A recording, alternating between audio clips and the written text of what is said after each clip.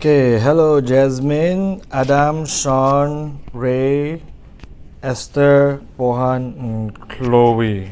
Are we missing anyone else? Adam, I haven't been seeing you for some of these classes, yeah? Make sure you can, that may be appropriately dressed. Make sure that you can attend. If you think you cannot because of internet connection or something, just let me know in advance via WhatsApp, okay? All right.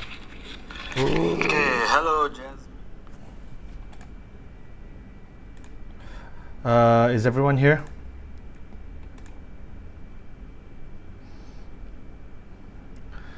Don't worry, Sean. You should be able to hear me now. Can you hear me now, Sean?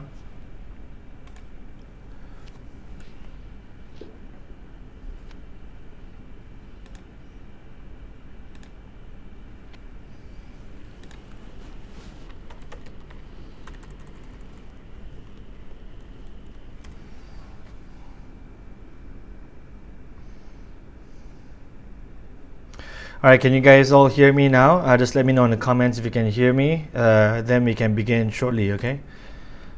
Let me get this last thing set up as well.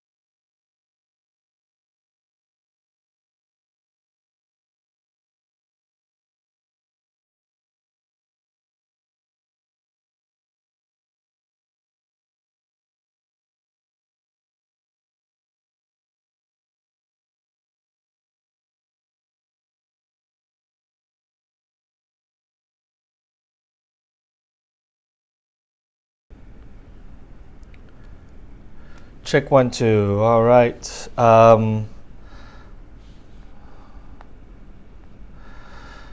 Okay, hello everyone. Okay, so we're going to pick up from where we left off in Unit 6, Crime, Deviance, and Social Control. Real quick, I understand that you guys have some questions, so let's go through them real quick, and we may have missed them.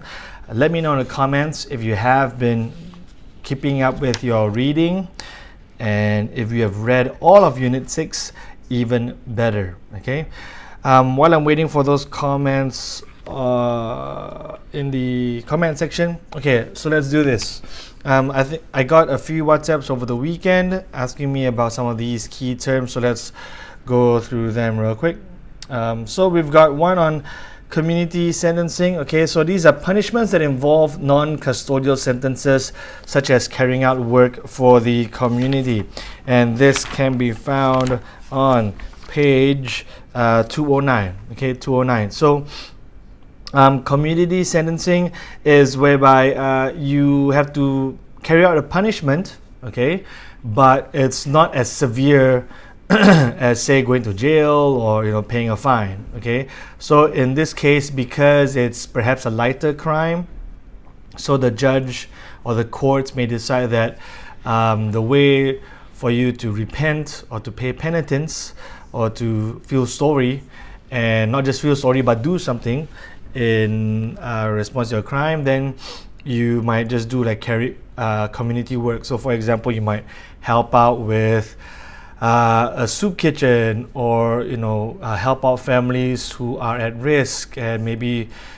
do some cleaning work, or whatever. It can be a lot of things, but it doesn't constitute like some of the harsher punishments, such as going to jail or paying a fine. Okay, so that one's pretty straightforward. Hopefully you guys can understand that. If not, you can Google it as well. Examples of community sentencing. Excuse me. Okay. Then the other one is I think this one. Okay, so there was a question about cybercrime. So these are crimes that are done online. Okay, cybercrime, internet crime, pretty much the same thing. Okay, while internet is done over the internet, whilst cybercrime may not be done online on the internet, but could be done, say, via electronic means, stealing, say, a company's financial records, and while you're an employee there, for example. Okay, so these are some examples of cybercrime and internet crime. I think they're pretty straightforward. Let me know in the comments if you guys still don't understand these concepts. Okay. All right. Then the final question that I got was about this. Let's go ahead and read this and see if you guys understand this passage or not. Okay, I'll give you a couple of minutes to read through.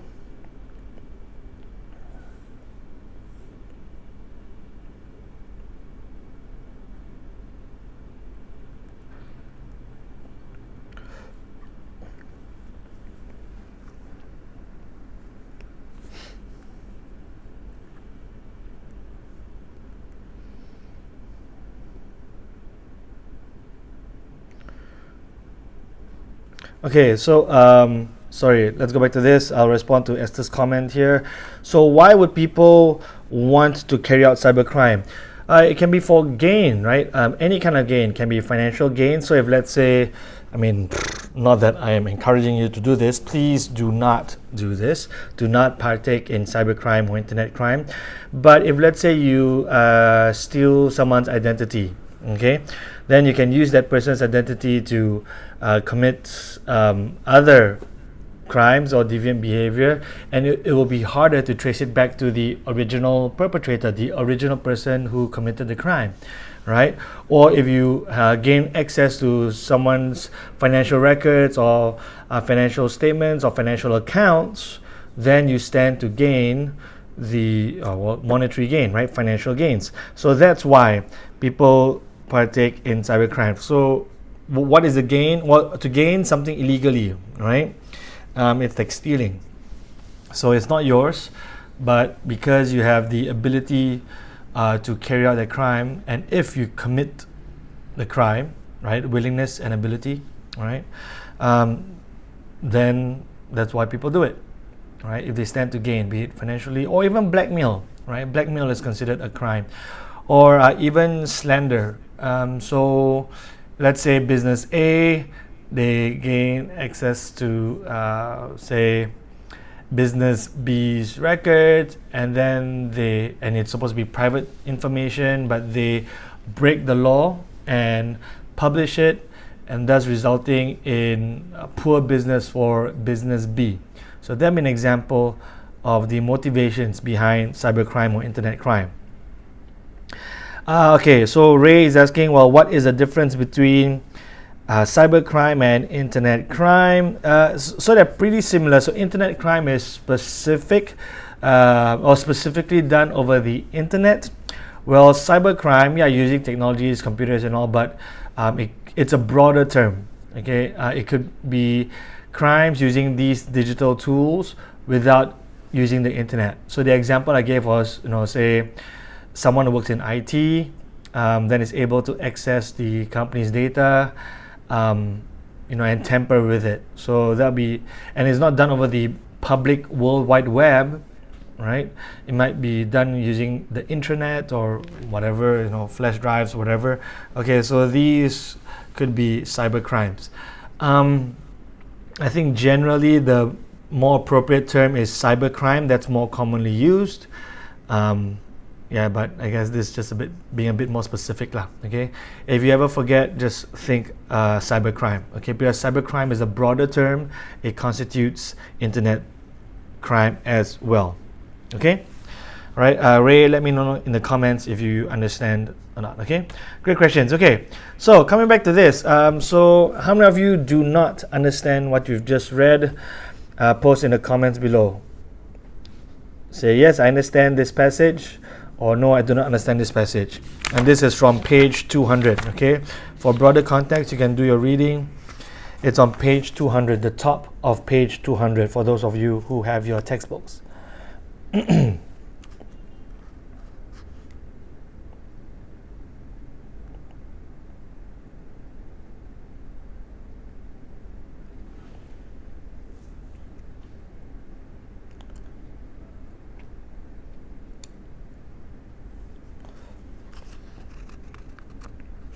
So referring to this passage, Marxists, again, this is from page 200.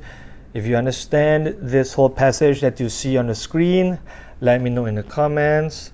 Okay, Sean understands, good. And if you don't, that's fine, just let me know so that way I have a better understanding as to who I should explain to. Okay, thank you, Jasmine, for that honesty. Thank you.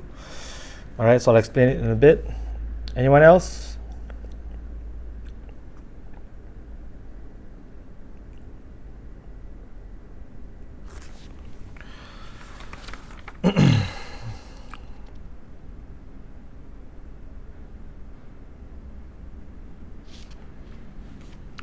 The rest of you, I trust you understand then? Or you guys don't?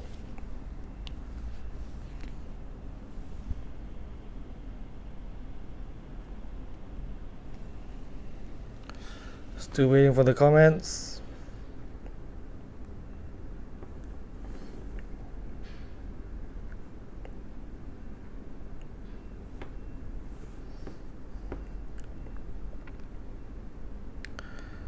Give me a second, I'm just trying to find some supplementary material for you guys.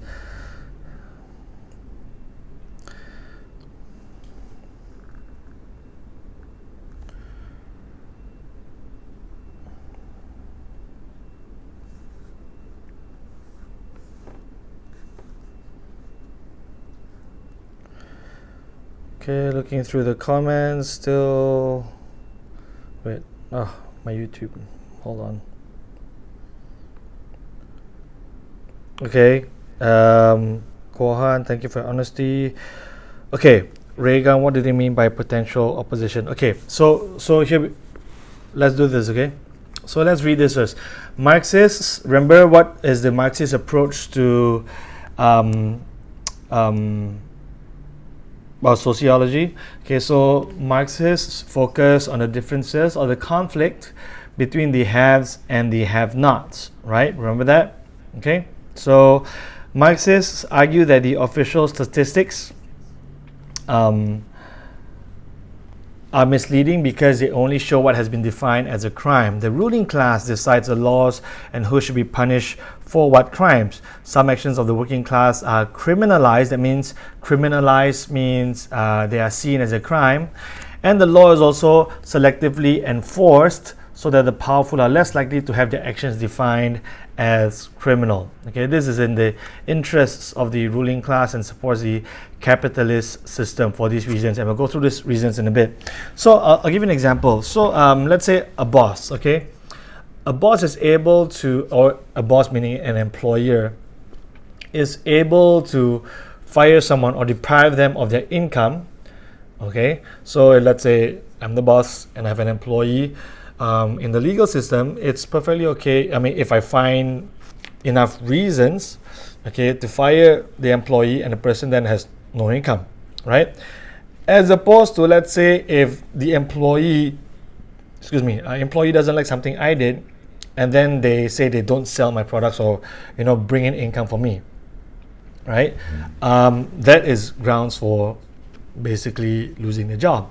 Right? So why is it that I, as the employer, have the power to deprive of this person of the income, but the employee does not have such powers? Right? So there's an imbalance, or according to Marxists, they say, see, that's an example of an imbalance between the haves, employers, and the have-nots, the employees, right? Or the owner of the business and the employee, right? That's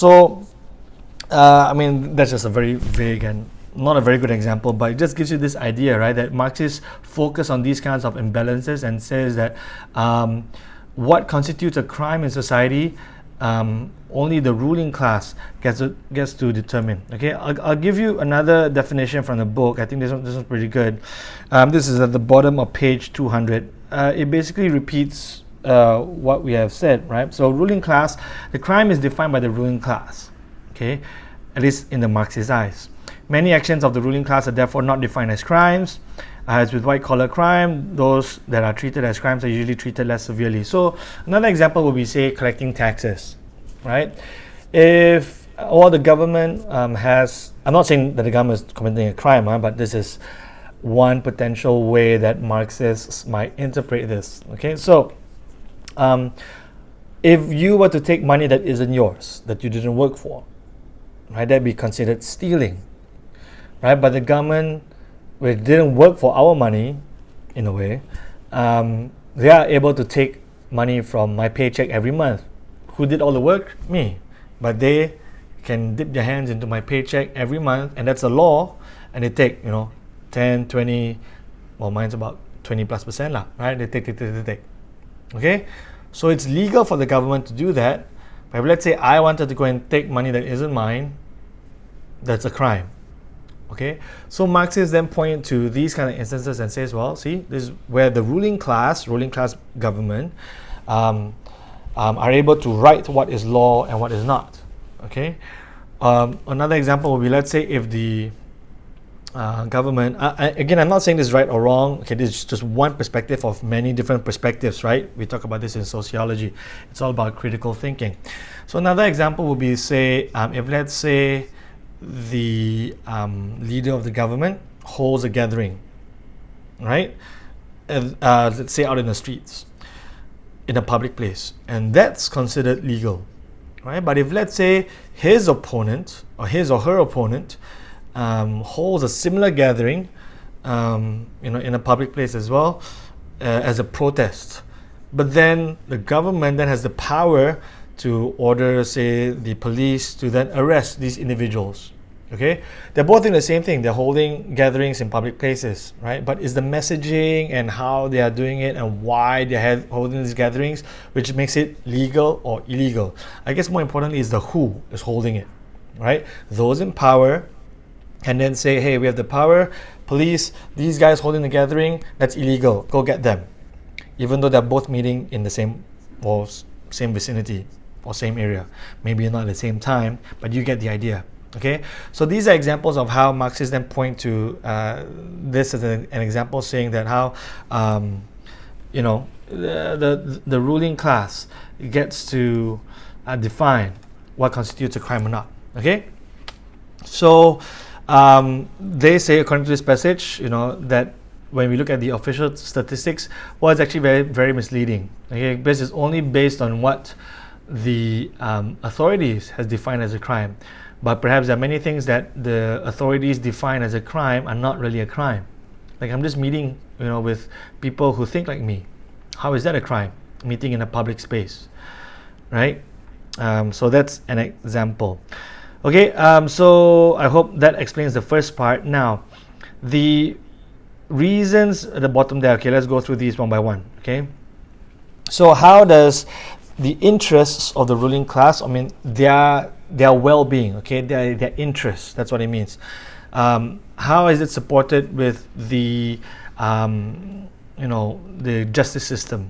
Okay, so first one is by punishing and blaming individuals from the subject class, it deflects attention from those who are really to blame for social problems and reinforces the belief that individuals, not institutions, are responsible for social problems. So for example, if, let's say, we know there's people who live in a poor part of town, okay, there's a lot of crime going on over there, right? Then Marxists would say, you see, the ruling class, the government, keeps blaming these individuals for these so-called crimes, but when really the bigger problem is that there are not enough jobs, right? There aren't good schools there, there aren't enough businesses or employment opportunities, and all these, be it the education system or business-friendly policies, all these is the responsibility of the government. So the government doesn't provide quality education and quality jobs, how else are these guys going to survive, right? So they may have to resort to a life of crime. Okay, so Marxists would say, no, the problem isn't the individuals, right? They're reacting to their environment. Who created this environment? Or why is this environment so bad? They then point to the government. Okay? All right, so that's the first point. The second one is it neutralizes potential opposition. So neutralizing means you nullify them now. Okay, so let's say I'm the government. Okay, and I got remember the example I gave you. I'm holding a gathering. Then next day, my opponents who don't like me hold the gathering at the same place, just the day after, right? So if I'm the government, I then say that, oh, my gathering is legal, your gathering is not. I have the power to do that because I'm the government, right? So as a result, you held this illegal gathering, you need to go to jail, right? So obviously my political opponent can do a lot less from jail than they could outside of jail, like organize gatherings, disseminate information, tell people about why I'm the bad guy, whatever. Okay, so that's one example of how the ruling class can neutralize, that means get rid of, in a way, basically make them powerless lah. Okay, remove them out. Why? Because I have the power to do so. That's what it means by neutralizes potential opposition. Okay, so another example will be, say there are some governments, there are some countries that says that, okay, if you are workers, you cannot form a union. I think we studied this in business studies, right? Trade unions. There are some states in America, or there are some countries where you're not allowed to form a union, right? Who came up with that rule? The government. Right? So if people wanted to get together, form a union and say, no, we want to bargain for higher pay or safer working conditions, right? Better benefits, shorter working hours, more benefits, insurance, whatever, okay? But then the government says, nope, you're not allowed to gang up together and form a union. No. Right? And if you do so, you'll be penalized, right? Why that Marxists say? Because it goes against the capitalists, like the owners of businesses, they don't like unions, right? So that's an example of how when the government is in power, or whoever is in power, the ruling class, can then use their power to neutralize its opposition. Because if people form a union, then they'll be strong together, and if they all go on strike, I'll suffer. The capitalist, the business owner, the owners of industry will suffer. Right? So in order to not have them oppose me like that, I say unions are illegal, or protests are illegal, or gatherings that are not in support of me are illegal, right? And then people get sent to jail, people are brought to court, and other punishment, fines, whatever, and then all kinds, right? So these are examples of how the government can neutralize potential opposition, people who are against me, right? Because I'm the ruling class, I get to make up the rules, I have the power, I can send the cops after you. Okay? Let me know in the comments if you understood all that. So those are all the questions that I've gotten. I'll just wait for your response. Okay? Let me know in the comments if you guys got all this. Okay? Hopefully this all makes sense. Esther and Ray gun shoot pew pew. Do you understand now?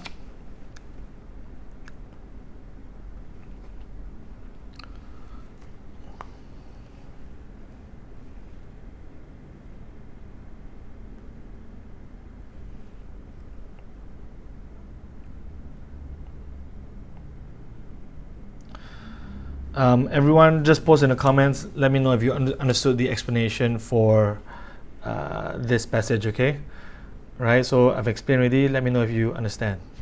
Okay? All right, Ray understands, Chloe understands, that's good. Sean understands, Adam, Jasmine, okay, good. All right, with the little time that we have left, let's just go through some of these. I'm going to recap some things that we spoke about, but it's from pages 210 onwards. So the next section of this chapter is the explanations of crime. Now, I had mentioned some of them in previous classes. I'm just going to recap them because they are mentioned again from pages 210 onwards. Okay, I don't think we have time to go through the meaty ones, the new ones that I haven't spoken about. We'll leave that for next week. But for now, let me just pull these up, okay? So okay, let's go through this. Okay, so I can leave this here. All right, so this is from pages 210 onwards. I hope that you guys have been reading. Okay, Esther's asking, what do you mean by neutralize? So again, neutralize is to nullify, like make someone no longer a threat. Okay, so that's what neutralize means. Do you want me to pull up a definition? To make something neutral. So before that, there's some opposition that was against me. I can use the power to make them powerless. Neutralize, powerless. Okay, neutralize meaning, try to pull this up on Google. Okay, make something ineffective. Okay, here we go. So definition of neutralize is to make something ineffective by applying opposition force or fact or effect. Right, this one right here. Okay, so I can basically get rid of my opponents, be it opponents to the capitalist system, opponents, those who oppose my way of running the economy, my way of running the government, whatever. Okay, that's what it means to neutralize. Okay.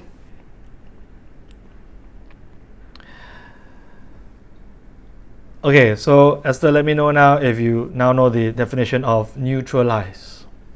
Okay.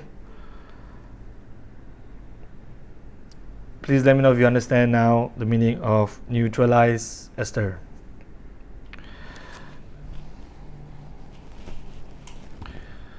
Okay. Let's see if we can move on.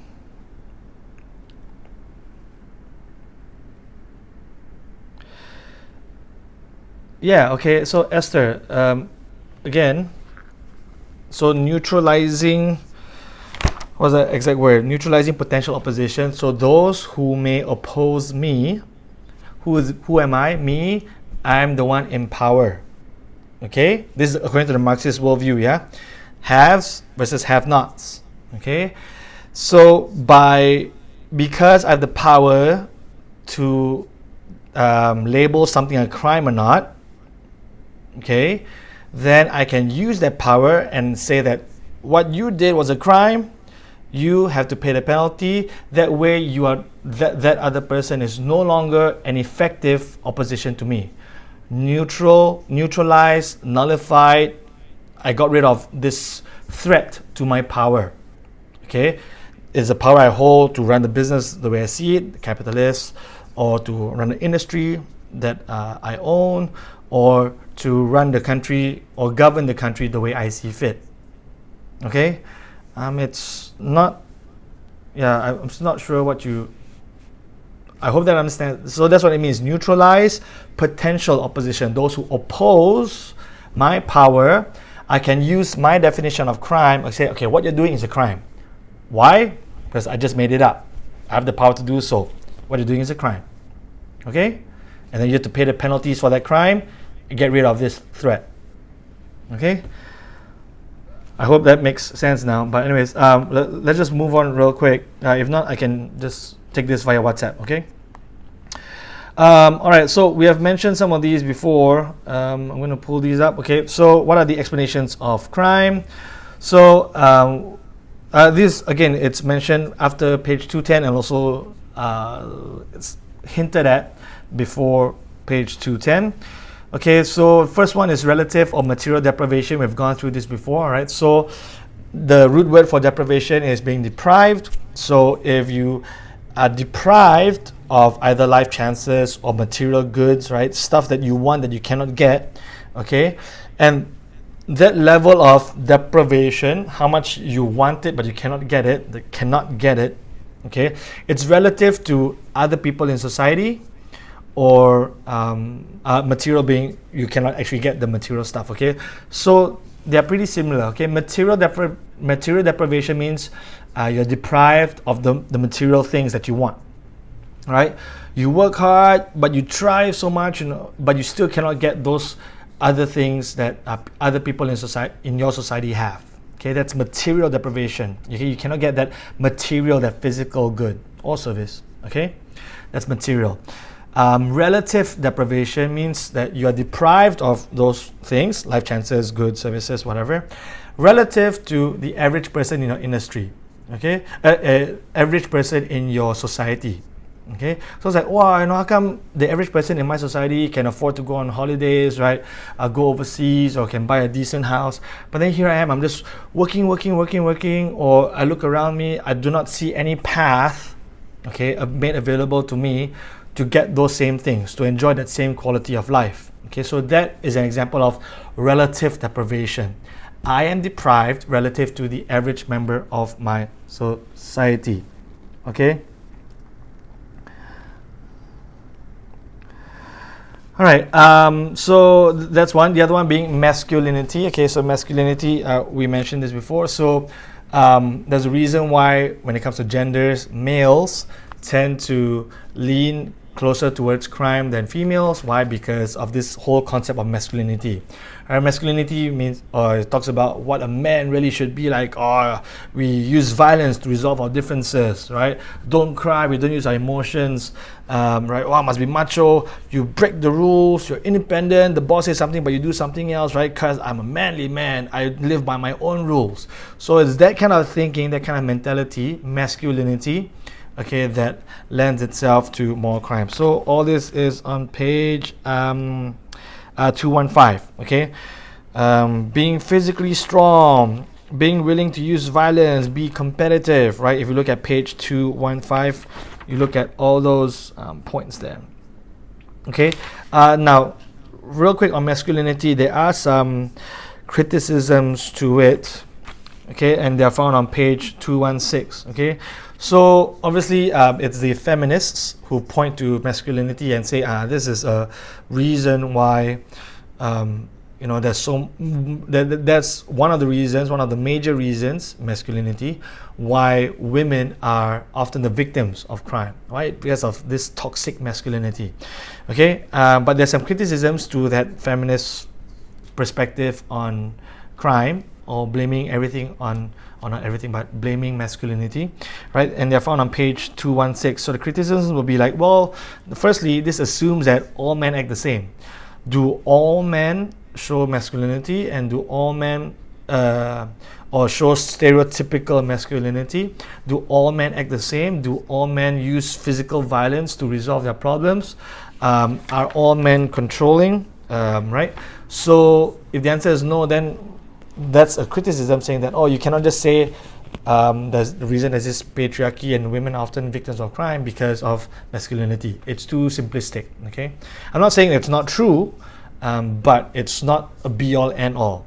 Okay, you can't just say everything's masculinity. Okay, I mean, not that they're saying it anyways, but you get the idea. Okay, but then critics also say that, but there's some aspects of masculinity that are desirable, that are positive, right? If let's say there's a physical threat to the family, right, the wife and children, then hopefully that physical threat can be countered with another physical threat, right? So at least that's another buffer, that's another criticism against the masculinity being the explanation for crime.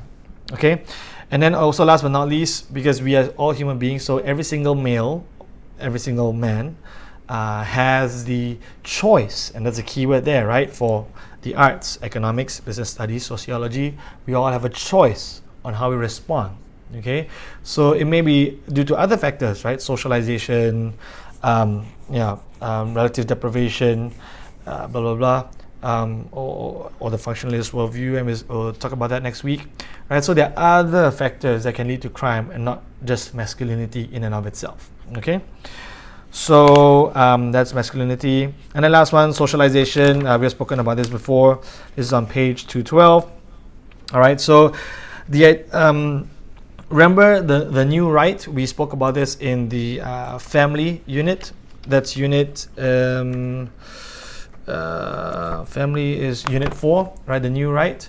They talk about so society used to be this traditional, and we've kind of gone liberal, then they want to come back here, right? And they say that a lot of problems that we see in society right now is because of the lack of the family, or the lack of the traditional family.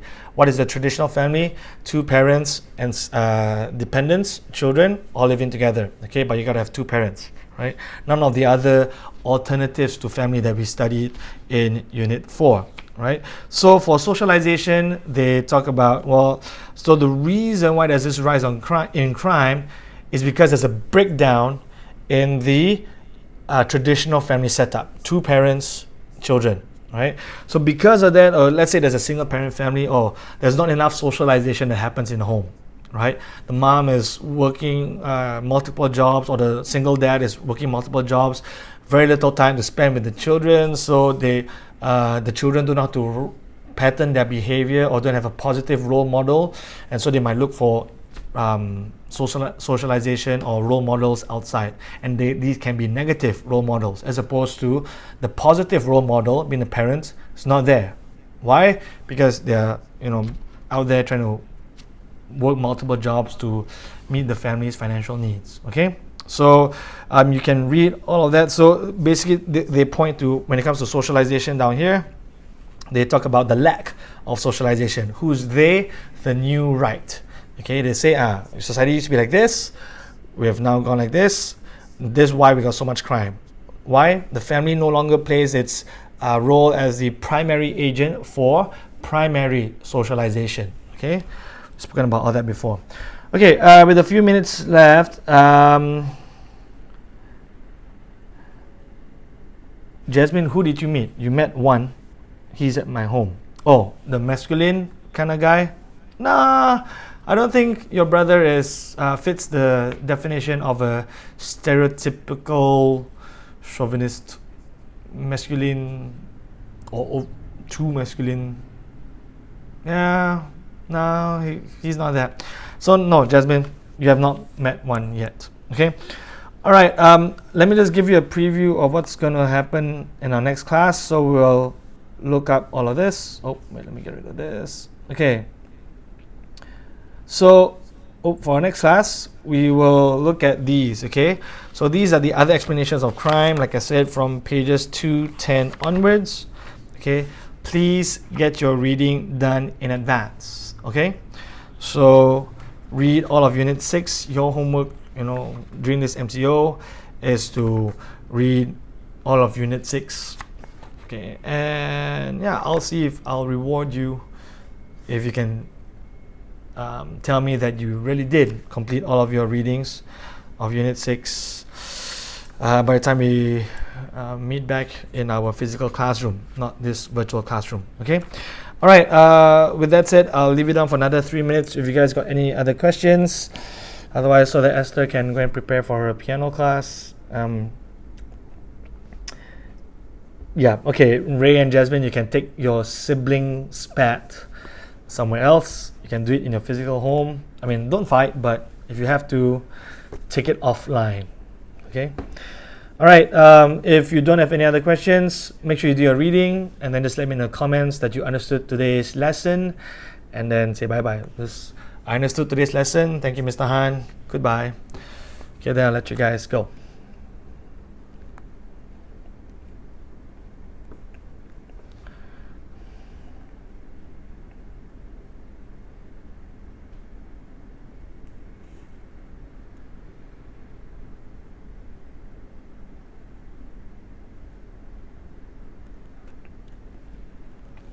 Esther, to answer your question, once we're finished with Unit 6, then we'll go on to Unit 7, the media. Okay?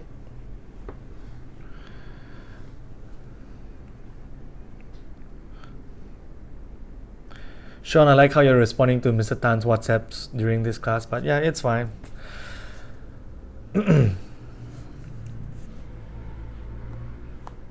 Any other questions? No?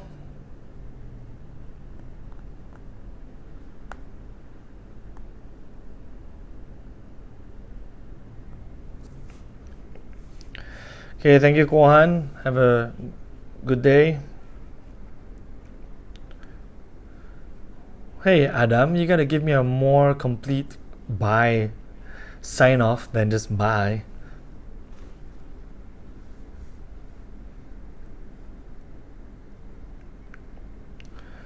Okay, thank you, Ray. Enjoy the rest of your day. Okay, I'll leave it on for 1 more minute, yeah?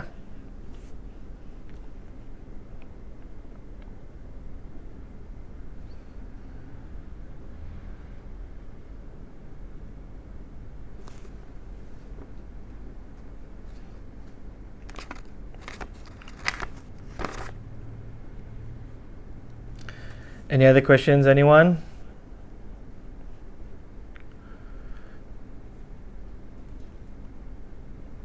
If not, you can sign off, but make sure you leave me a comment before you sign off. There's still 4 people watching. I don't know who those 4 are.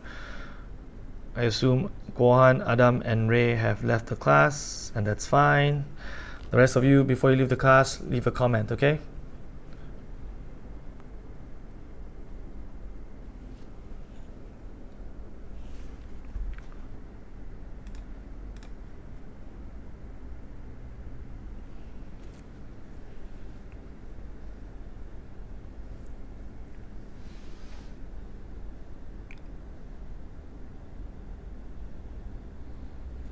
Okay, I'm going to sign off now.